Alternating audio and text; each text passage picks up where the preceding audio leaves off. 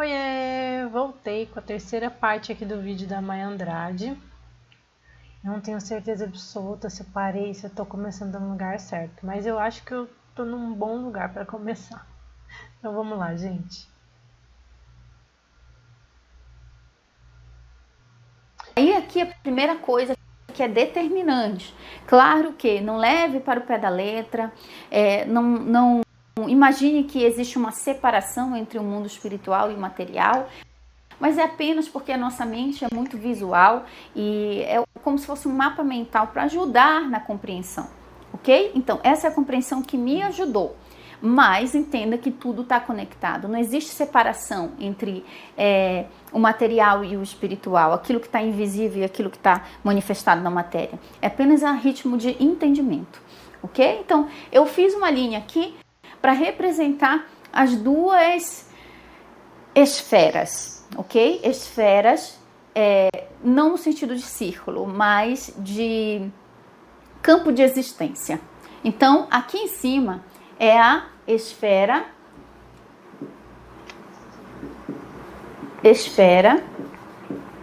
do absoluto. Esfera do absoluto, o campo do absoluto, onde tudo é uma coisa só. Nossa, tá chovendo. E aqui é a esfera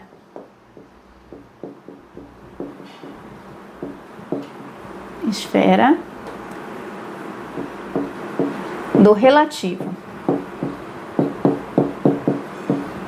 Aqui tem as polaridades, tá bom? Aqui é tudo uma coisa só, unicidade, ok? Tudo uma coisa só, tá tudo conectado, ok? Só existe o uno. E essa mônada é representada aqui pela mônada. É como um bloco monolítico, uma coisa única só, que é esse pontinho que gera tudo que existe. Só que tudo é uma coisa só, não há dualidade, dualismo, nada. É um só, tudo é um só, ok? Então aqui, para que o todo, ou o absoluto, se experienciasse como existindo, como saber o que ele é, foi necessário que ele criasse uma comparação. Então ele criou, projetou algo como se fosse fora dele. O que era um se tornou dois. A partir desses dois, criou o terceiro. E assim foi criando. Essa analogia, essa ideia, ela é representada por várias mitologias, como por exemplo Shiva e Shakti no hinduísmo, na Vedanta, no cristianismo Adão e Eva, e assim por diante. Na ciência, os códigos binários, zeros e uns, né? Tem até o livro do Dr. Tom Campbell. Homem, mulher e o filho. Tem algumas outras. Se você quiser pesquisar sobre geometria sagrada, eu ainda não me aprofundei tanto assim no conteúdo de geometria sagrada, mas isso vai cair muito nessa explicação, né? Quando a gente olha um desenho da árvore da vida, que é aqueles vários círculos, né? Tudo sai de um ponto e se multiplica. Você pode olhar também o Fibonacci, que é todo um desdobramento, né, da mesma coisa. E é isso que ela está falando, que a partir de uma coisa se multiplica, e a partir do 3 já cria algo novo. Mas que tudo começa na polaridade, né? Aqui a trilogia, onde ele fala sobre isso. Então essa fonte, esse absoluto, no taoísmo, Feminino e masculino, a ação e a passividade, o dia e a noite, todas as coisas que a gente observa. Tem um vídeo que eu assisti ontem do Red Pill, esqueci o nome dele, Renan, eu acho, Renan Red Pill, que ele estava contando, que estava mostrando a metáfora das leis herméticas para um jogo de futebol. E aí, o que ele estava mostrando, né? Ele estava falando assim que o time que ganha é sempre o time mais equilibrado. E a gente está dentro da Copa, a seleção brasileira está uma equipe muito unida, muito feliz, muito positiva, né? Então eles estão em harmonia, mais do que o outro time. E aí ele estava explicando que para você conseguir ganhar, né, para você ultrapassar o estado, né, da outra equipe ou até mesmo do seu companheiro no seu trabalho, você precisa agir na mesma velocidade que a outra pessoa, porém aprender a estabilizar, né? Não se desequilibrar tanto. Então, por exemplo, você tá lá vendendo alguma coisa e você fica muito feliz, mas aí você volta rápido para o seu centro. Então, por exemplo, o Brasil vai lá e ganha uma partida, né? Joga muito bem, ganha uma partida ou faz um gol, fica feliz e volta logo para o centro. O que significa isso? Que você está dominando o seu ego. Então você age e a partir do momento que você tem um resultado positivo, você volta para a estabilidade. Isso cria harmonia e equilíbrio dentro do sistema. E esse sistema mais equilibrado, ele vai ser o vencedor. E aí serve para qualquer área da vida. Mas vamos lá.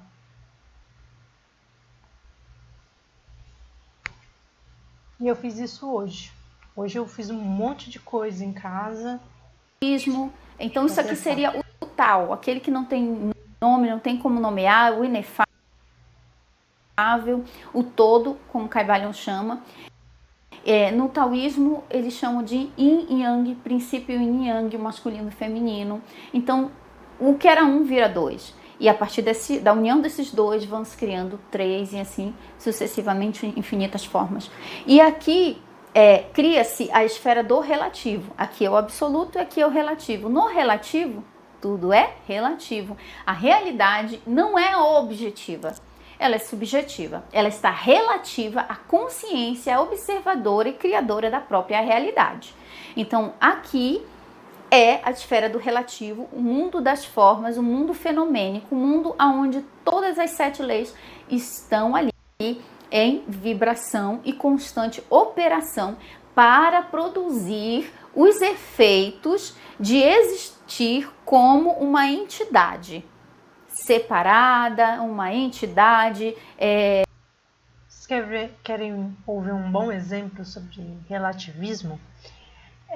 As pessoas que, e aí tipo, suspendendo o julgamento, né? As pessoas que quiseram votar no Bolsonaro, hoje elas vão pensar que uma parte delas, né? Vamos generalizar, uma parte delas vai pensar que o Brasil vai ser pior. E pode ser que realmente a vida dessas pessoas piore por causa desse pensamento. Enquanto as pessoas que queriam que o Lula entrasse tinham uma visão de que se ele ganhasse as coisas iriam melhorar. E pode ser que essa relativização, né, desse olhar a partir das próprias crenças crie a sua própria realidade. E é aí que a gente precisa manter esse ponto neutro, né, de escolha, de relativizar o que é bom, o que é ruim, o que é prazer, o que não é. Nem todas as vezes que a gente satisfaz todas as nossos desejos é algo bom, por exemplo, para a gente, né, principalmente para o nosso cérebro. Então, alguém te vê comprando tudo que você tem vontade e fala assim, nossa, essa pessoa não tá bem, né? Ela tá muito consumista e dentro de você tá pensando, nossa, que bom, eu tenho tudo que eu preciso para ser feliz. Então, tudo é muito relativo. Que está num grau de limitação, cada um no seu diferente grau de limitação, conforme a sua consciência, e é por isso que surge a expressão expansão da consciência, porque aqui é que a consciência tem a aparência de expandir. Mas o todo é uma coisa só. A expansão do todo, na verdade, é a experiência do todo no relativo com diferentes perspectivas. Então, tudo é uma questão de perspectiva. Tudo é uma questão de perspectiva. Na esfera do relativo, tudo é uma questão de perspectiva. Você escolhe para onde vai tua atenção. Para onde vai a tua atenção, vai a tua energia, vai a tua vibração. Você se realoca vibracionalmente conforme você coloca a sua atenção em um determinado objetivo ou um. Que é aí onde a gente faz a transmutação. Uma das formas que ela vai ensinar é exatamente essa, trocando a perspectiva de onde nós estamos. E aí, para mim, uma pergunta chave para essa transmutação é como pode melhorar, o que mais é possível que eu não estou percebendo, e buscar memórias boas e tudo mais. Mas vamos lá. Já vai falar, né, gente? Eu quero falar demais. Naquilo que você está observando. Colocou tua vibração, a tua atenção numa polaridade indesejada, então o que é a transmutação? Tira a atenção dessa polaridade e joga para outra polaridade que você mais desejada, que você quer, ok? E aqui tem duas formas de fazer isso, de transmutar. Duas formas de transmutar, ok? Que eu não falei no vídeo original, que é o vídeo que viralizou, o meu vídeo mais antigo. Porque naquela época eu não sabia dessa diferença entre essas duas formas. Mas eu vou explicar aqui para você, ok? Então, na esfera do relativo, tá aqui o bonequinho, você, eu, o bonequinho. Aí aqui, entre o absoluto e o relativo, existe um outro plano, que é o plano mental. Ok? O plano mental. Aí aqui no plano mental é a porta para a tua versão original, para o absoluto, para o espiritual, ok? Que é onde tudo é criado. Então aqui é daqui que vem tudo para cá. Então aqui o plano mental é o nosso plano de atuação quando estamos no material. E aqui tem o pêndulo do universo, que ele vai se mover daqui para cá. E esse pêndulo, ele mexe com nossas emoções, ele mexe com várias questões da nossa vida, ok? Naturalmente, um dia você viaja em várias emoções. Você começa feliz, você termina o dia triste, você nunca sabe. Mas, quando você é um alquimista, você aprende que existem essas leis e você sabe andar no universo respeitando as leis e sabendo usar uma lei contra a outra para o teu favor. Aí, ok, estamos aqui. Quais são essas duas formas? Digamos que o pêndulo te jogue para cá. A polaridade negativa, indesejada, não estou gostando, estou sofrendo, o sofrimento está ruim. Sempre o nosso sofrimento é mental. Não importa o que esteja acontecendo com a gente, se aquilo atingir a nossa mente, a gente sofre. Dor. Ah, mas é dor. Olha só, quando você vai num estúdio de tatuagem, você pede para fazer uma tatuagem, você sofre dor lá. Só que não há um sofrimento mental, emocional, porque você escolheu, você tem uma compreensão do porquê você está passando por aquela dor. Aí a mesma coisa, exames médicos, cirurgias e tantas outras coisas que a gente se submete o corpo a fazer. Quando há uma compreensão, uma cirurgia estética, a pessoa faz, não me arrependo, melhor coisa que eu fiz na minha vida, a pessoa não fala, mas sofreu o corpo dela, mas a consciência dela, mentalmente, ela compreendia o porquê ela estava passando por aquilo. Só que a atitude mental determina se aquilo vai virar um sofrimento ou uma experiência apenas. Entendeu? A atitude mental determina se aquilo que está acontecendo com a gente vai virar um sofrimento ou apenas uma experiência. Ok? Então, todo sofrimento começa na mente. E é na mente que você precisa fazer a transmutação mental. Ok? Então, vamos lá. Tem duas formas de fazer a transmutação mental. Primeiro, você tem que se perceber que você quer transmutar. Não tô gostando disso aqui. Aí... Que engraçado, né? É que cada vez que a gente ouve uma coisa clareia. Como isso é importante e como a gente esquece, né? Vamos pensar, eu, por exemplo, eu passei quase 10 anos em São Paulo, morrendo de vontade de de vir embora, de sair não de sair de São Paulo, porque São Paulo eu adorava, mas eu queria sair do meu trabalho. E eu aguentei firme até o momento certo de que a porta se abriu. Ai, esses negócios que apareceram. De que a porta se abriu e eu consegui sair da melhor forma possível. Óbvio, né? Depois eu tive alguns outros problemas, mas tudo bem.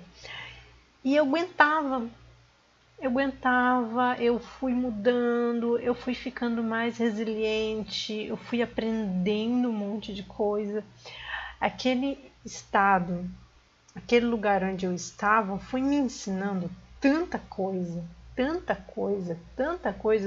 que mesmo que se eu precisasse continuar lá,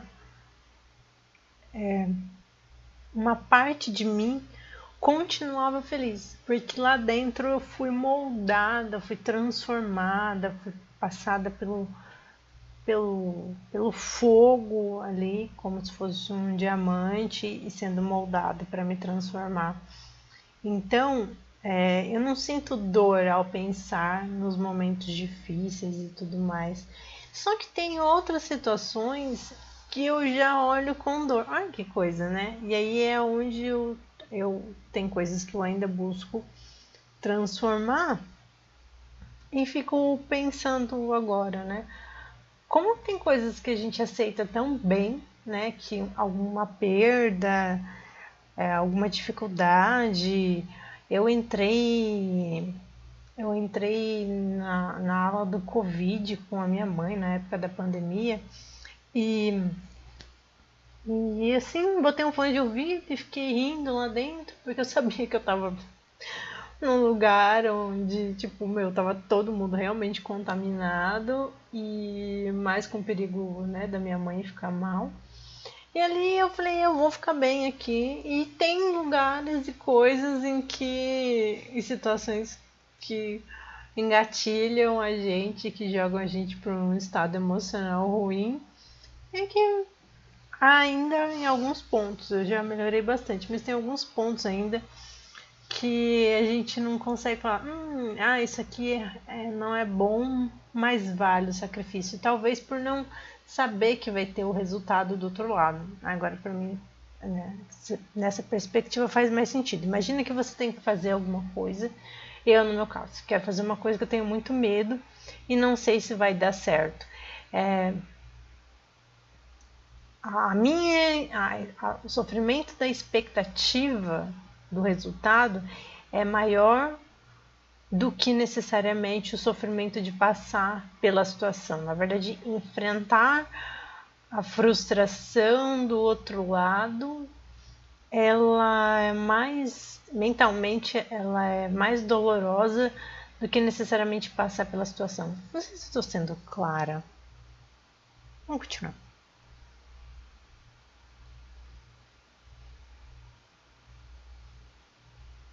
Se você já for um bom estudante da expansão de consciência, autoconhecimento, uma das coisas que o autoconhecimento faz com a gente é nos ajudar a nos perceber, conhecer nossas emoções, sabe? Abraçar as nossas sombras, entender os momentos em que a gente não tá bem.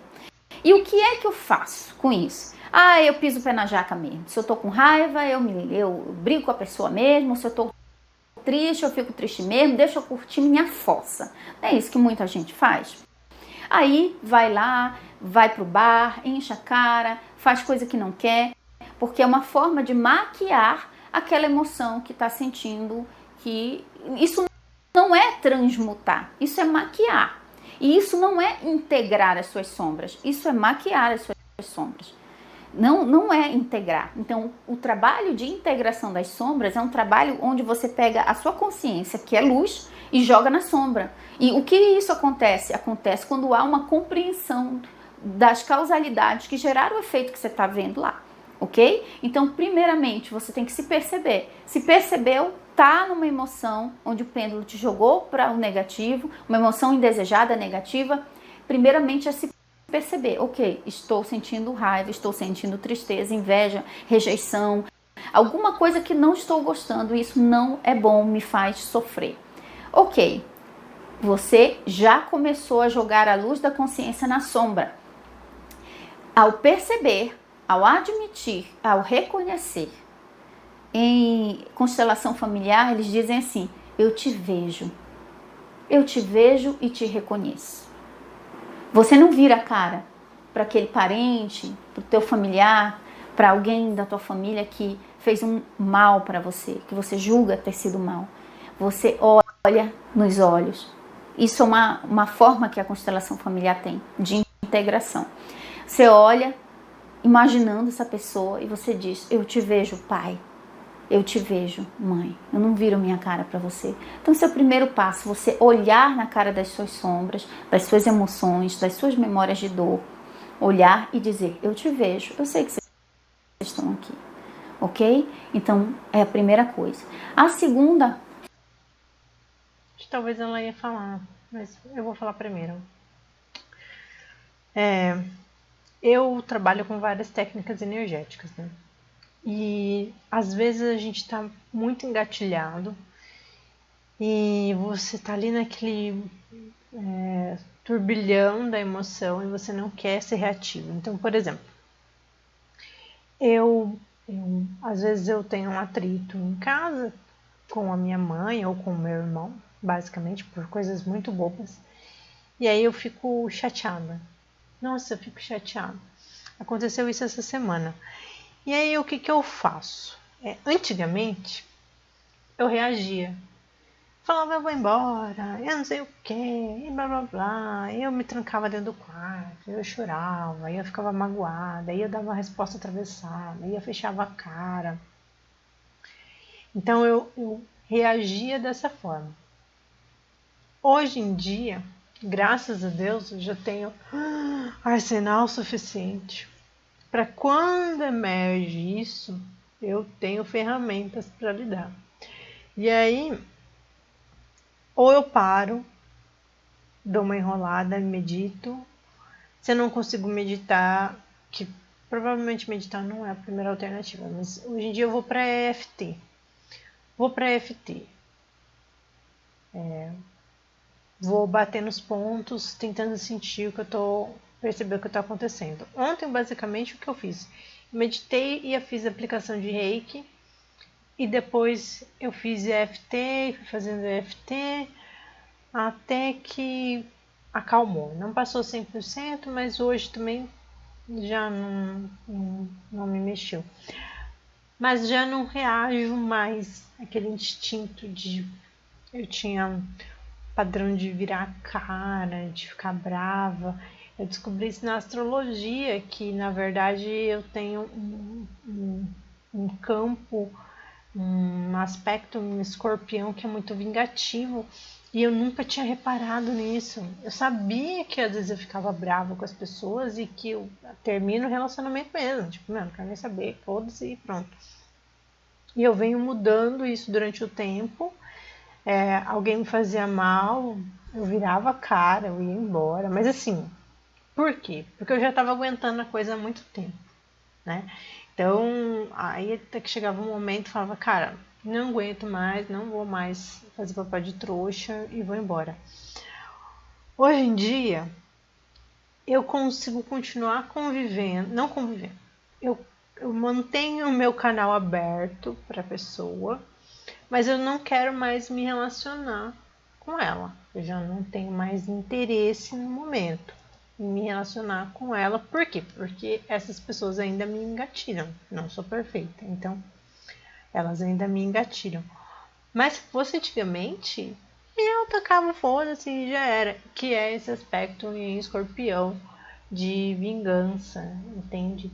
Então eu venho trabalhando muito isso. E aí eu dormi fazendo uma meditação, uma hipnose, e acordei. Acho que eu acordei fazendo alguma coisa, eu não sei. Durante a noite eu acordei hoje e aí eu tive uma percepção, e pensei, ela me tratou assim porque ela tá com dor, né? No caso da minha mãe, ela me tratou dessa forma porque ela está com dor. E aí meio que apaziguou meu coração, sabe assim, tipo, ela não tá bem. Se ela estivesse bem, ela não teria me tratado desse jeito. Então, tá tudo bem. E aí, deixei passar e hoje tá tudo bem. Se fosse antigamente, eu ia ficar amargurando aquilo de uma forma. Então, conforme a gente vai aceitando as coisas que estão acontecendo, o lugar onde a gente está, e vai equilibrando as situações, a gente vai aprendendo, né? Vai tendo mais espaço para poder agir, ao invés de reagir. Mas aí eu uso desprogramação neurobiológica, a EFT, que ela gera movimento, né? E se Aí, eu a partir puder, desse eu ainda vou caminhar. você vai para o segundo passo, que é onde você vai escolher qual das duas formas de transmutação você vai operar. Lembra que eu falei que tem duas formas de transmutação? Ok, a primeira forma é a forma em que você vai olhar para a polaridade oposta, inversa, e você vai criar na sua mente a polaridade inversa daquela que você está observando e testemunhando, ok? E como é que eu faço isso? Digamos que eu tô aqui, olhei, aí aqui entra o exemplo do Eduardo Arte também que eu falei para vocês, ok? A perspectiva é esse mundo relativo de matéria, ele é a sombra do mundo mental. Então, eu vou escrever bem aqui, ó. Causa, efeito. Um barulhinho de chuva lá. Ok? Aonde está a causa? No mental. Aonde está o efeito? No material. Eduardo Arte e Neva Goddard nos convidam a mudar a nossa perspectiva. Isso aqui é o verdadeiro, é o real, é o que realmente é a substância. E isso aqui, ó, um X, é a sombra, o reflexo.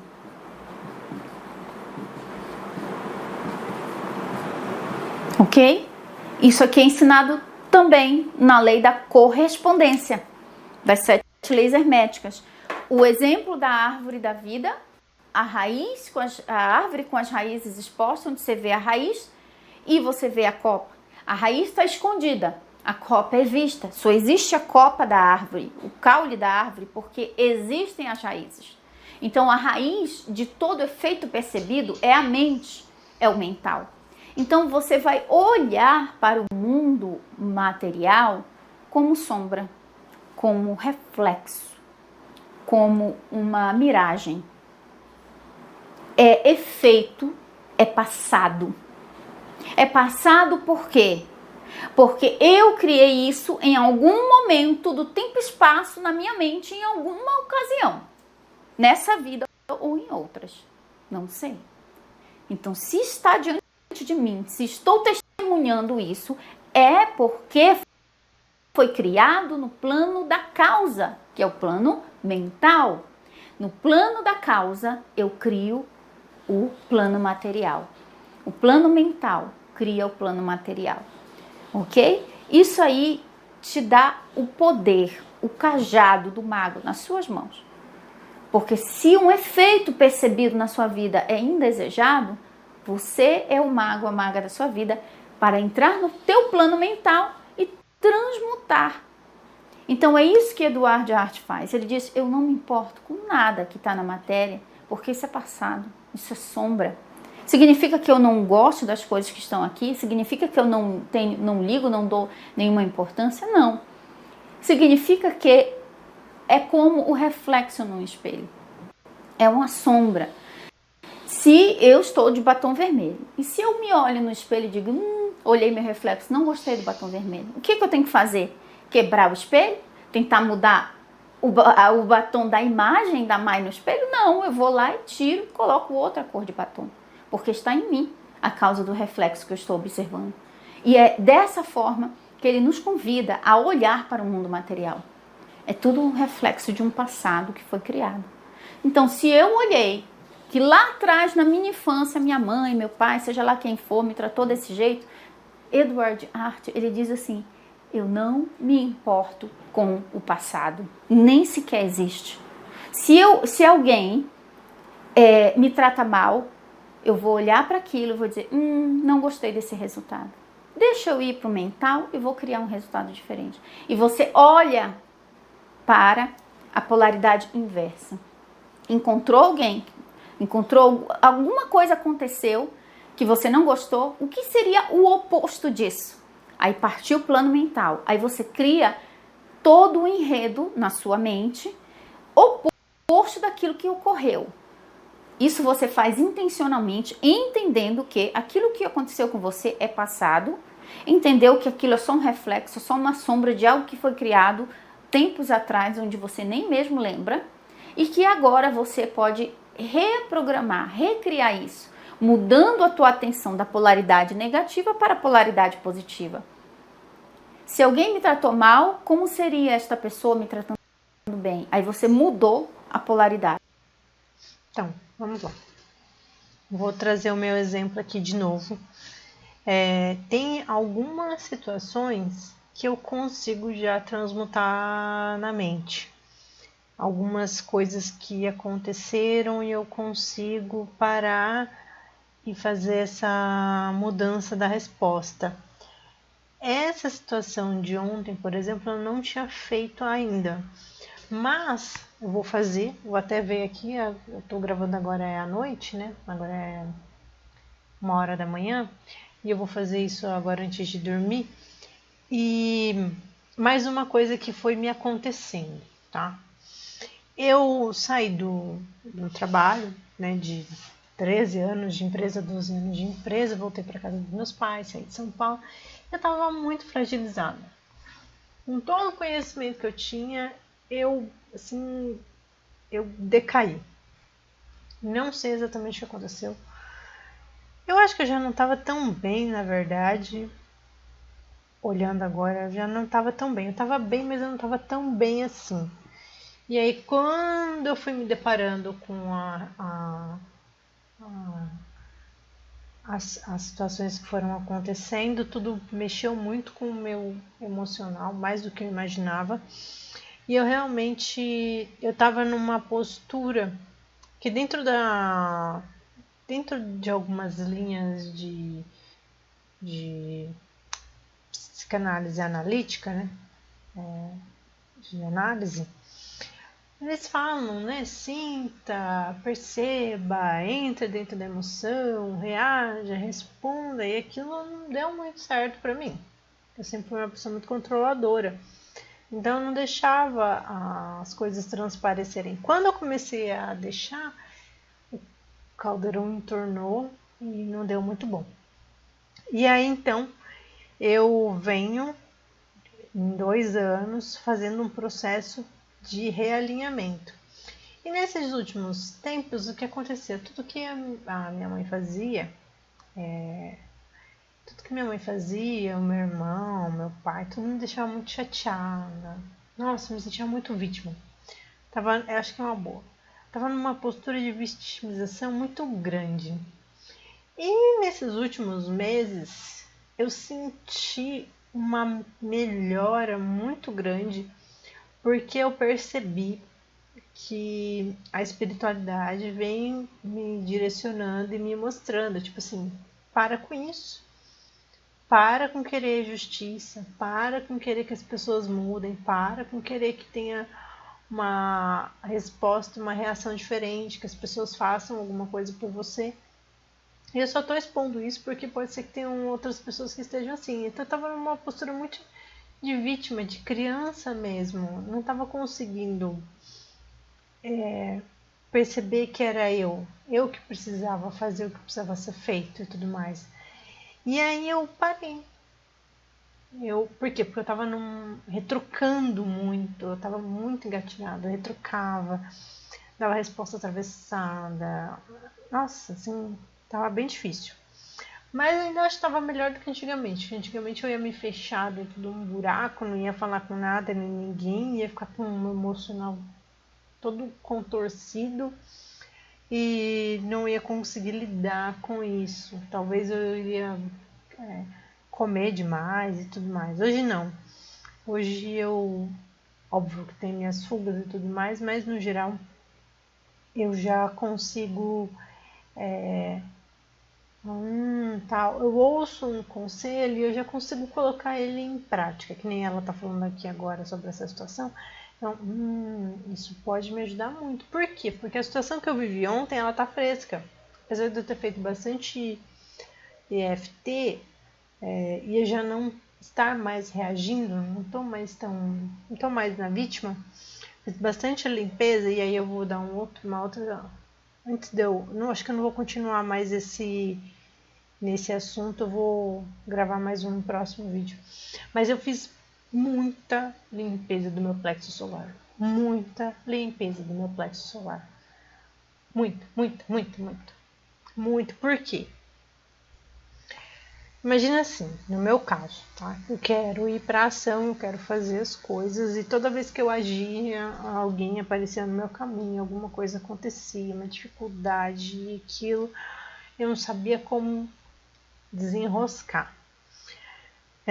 Fui assistir algumas leituras de tarô e essas específicas eu assisti em inglês porque ela mostra como é que tá os seus chakras, né?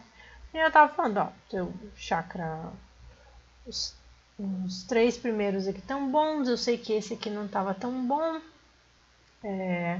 Meu cardíaco tá bom também, tanto que eu consigo levar as pancadas e continuo de coração aberto. E o que tava pegando, que foi o que eu mais limpei nesses últimos tempos, além do laríngeo, que eu sinto que também tá melhorando, porque eu tô aqui falando e não tô cansada. Tá? Antigamente eu começava a falar demais e aí eu começava a ficar muito cansada. E agora não mais.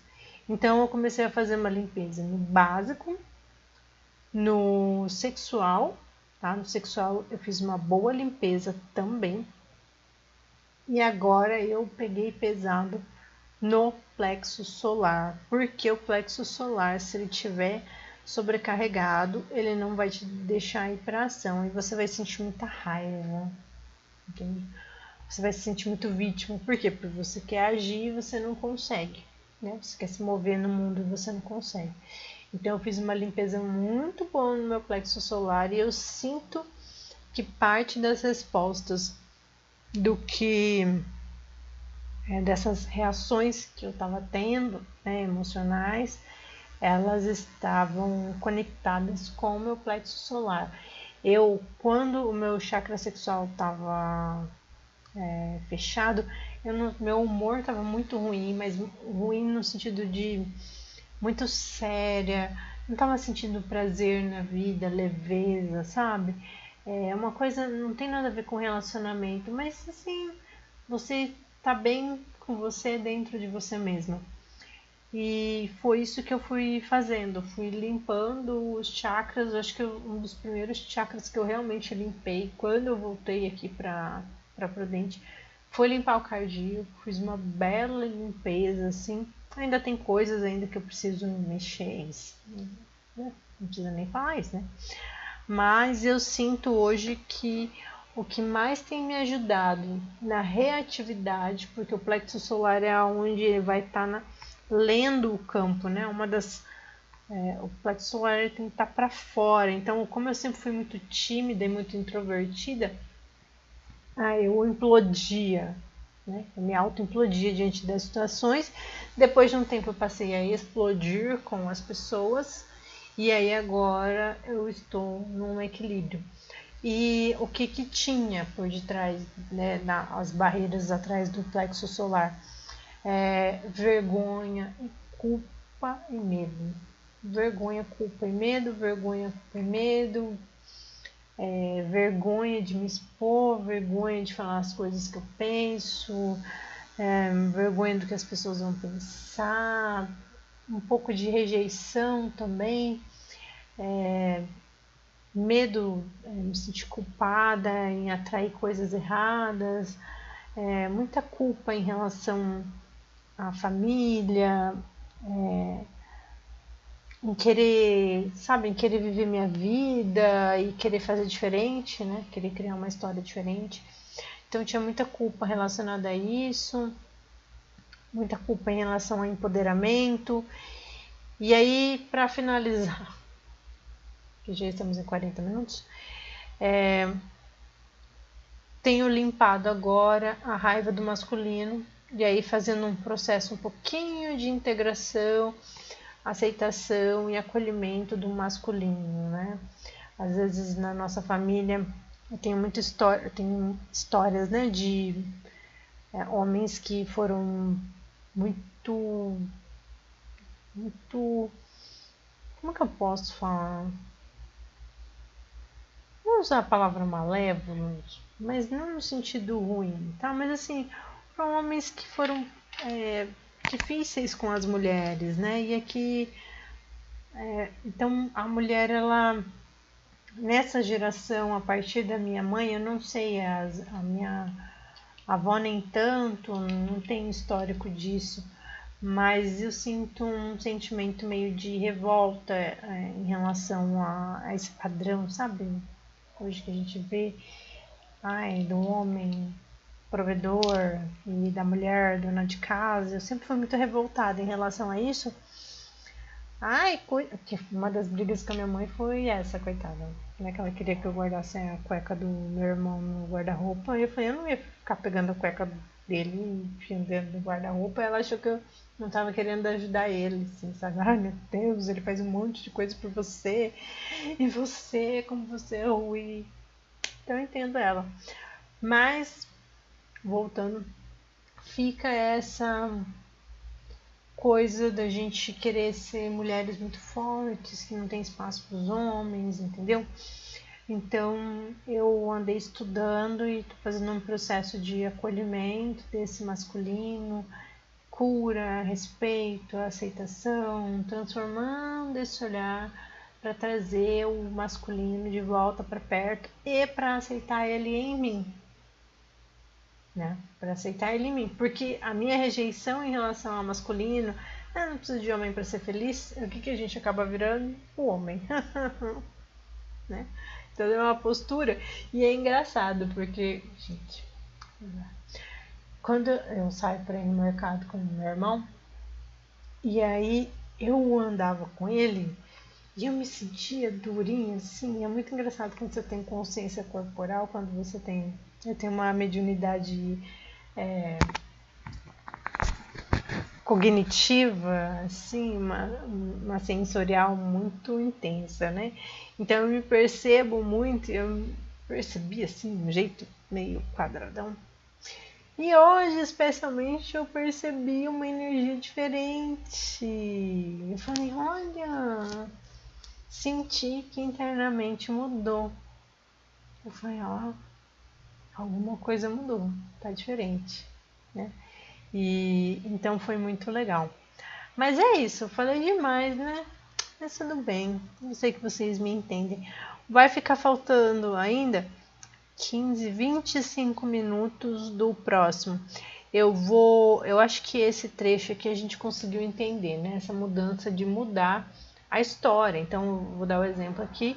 Eu paro, né, e faço uma visualização de tudo que aconteceu ontem, mudando a realidade. Né? Vou mudar esse padrão e vou fazendo quantas vezes forem necessário até eu sentir que internamente isso se transformou. E assim a realidade muda, e na verdade me veio até uma ideia de mudar isso também para outras coisas que estão me incomodando. Faz aí também e me conta. Ficou alguma dúvida? Acho que não, né? Mas deixa aí embaixo, tá? Que eu respondo. E aí o próximo vídeo eu venho com a técnica que ela realmente usou, que foi a conexão com o eu superior. Que aí eu acho mais... Para mim é um pouco mais difícil ainda fazer o que ela fez, mas não sei, talvez eu já tenha feito e não soube, tá bom? Espero que vocês tenham gostado, gente. Deixa eu passar meu mouse para cá, senão...